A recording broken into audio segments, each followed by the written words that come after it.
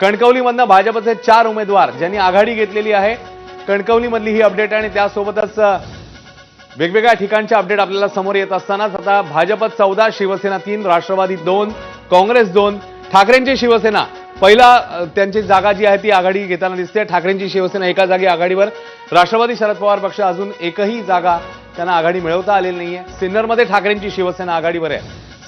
सिन्नर हा मतदारसंघ अर्थातच चर्चेत, कारण सध्या जे सगळं प्रकरण घडलेलं आहे माणिकराव कोकाटे, त्याच्यामुळे सिन्नर देखील चर्चेत आहे। ठाकरेंची शिवसेना ज्यांनी तिकडे आघाडी घेतल्याचं चित्र बघायला मिळते। त्यामुळे भाजप 14, शिवसेना 4, राष्ट्रवादी 2, काँग्रेस 3, ठाकरेंची शिवसेना 1, राष्ट्रवादी शरद पवार पक्ष अजूनही खातं उघडता आलेलं नाहीये। इतर 0, 26 जागांचे कल आता आपल्या हाती येत आहेत, ज्याच्यामध्ये अर्थातच आघाडीवर आहे भाजप।